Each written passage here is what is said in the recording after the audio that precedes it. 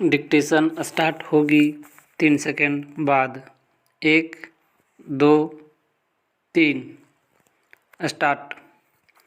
आदरणीय महोदय, हिंदी के लिए यह अवश्य ही गौरव का विषय है कि उसे भारतीय संविधान ने अखिल भारतीय भाषा का स्थान दिया है।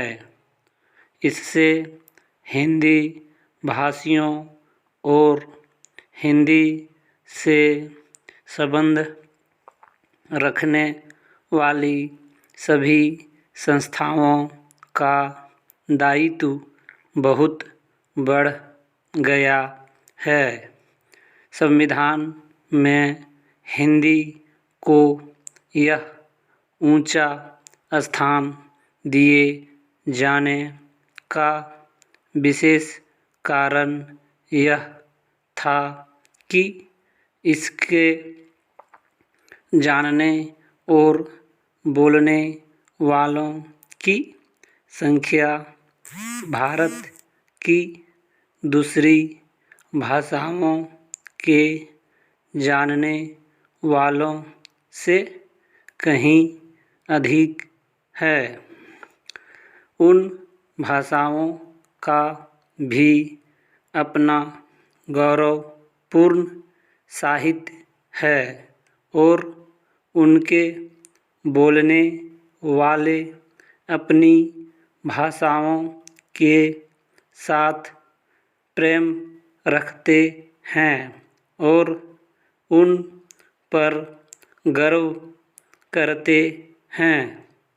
इसलिए सभी ने हिंदी को जब वह स्थान दिया है तो यह समझ कर नहीं कि उनकी अपनी भाषा किसी बात में कम है, पर यह समझ कर कि राष्ट्रीय काम के लिए हिंदी का ही प्रचार और प्रसार सुगम और सुलभ होगा।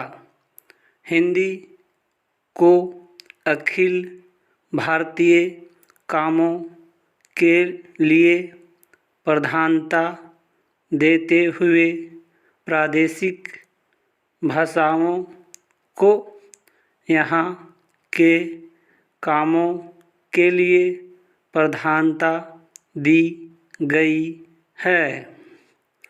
इसलिए यह अनिवार्य है कि जहाँ हिंदी का प्रचार हो वहाँ प्रादेशिक कामों के लिए स्थानीय भाषाओं को भी प्रोत्साहन दिया जाए और वे अपने सीमित क्षेत्र में अपना काम सुचारू रूप से करें।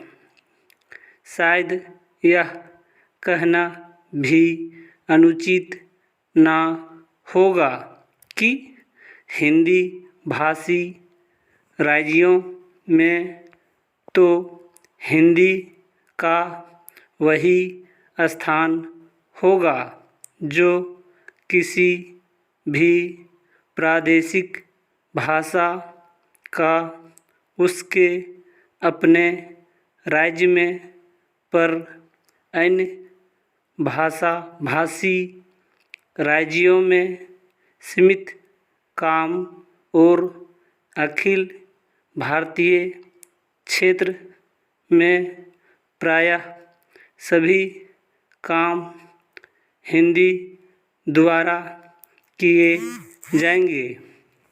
पैरा।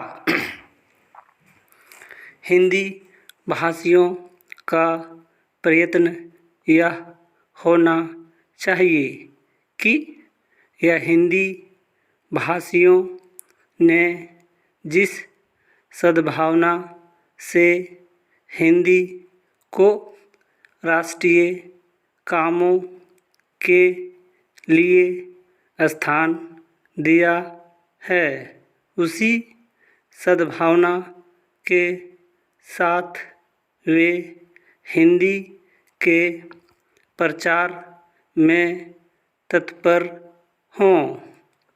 हिंदी को किसी भी प्रादेशिक भाषा से होड़ नहीं है। सच पूछिए तो हिंदी भाषियों को इन प्रादेशिक भाषाओं का पोषक और समर्थक होना चाहिए। जिस प्रकार यह हिंदी भाषी हिंदी के पोषक और समर्थक होना चाहते हैं।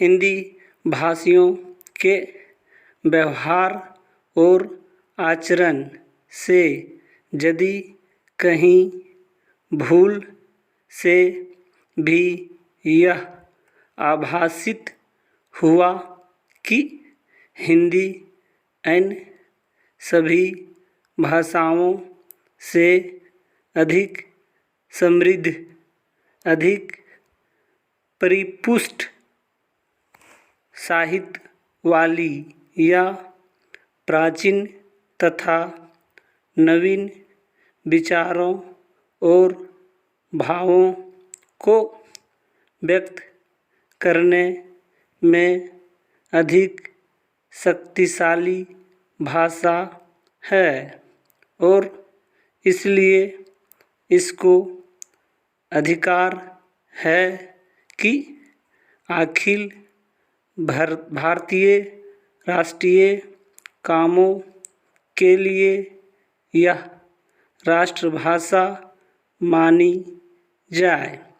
तो इसका फल यह होगा कि अन्य भाषाभाषी हिंदी के प्रति ईर्ष्या करने लगेंगे और जो संविधान चाहता है वह काम पूरा नहीं हो सकेगा और हिंदी उस स्थान को प्राप्त नहीं कर सकेगी जो संविधान ने उसे देने का निश्चय किया है। दूसरे शब्दों में हमें हिंदी का प्रचार नम्रतापूर्वक करना चाहिए। मुझे यह कहते हुए बड़ा हर्ष होता है कि इस दिशा में नागरी प्रचारिणी सभा का दृष्टिकोण सदा से व्यापक और उदार रहा है। Thank you. अच्छा लगे तो लाइक और शेयर करें और चैनल को सब्सक्राइब करें। Thank you.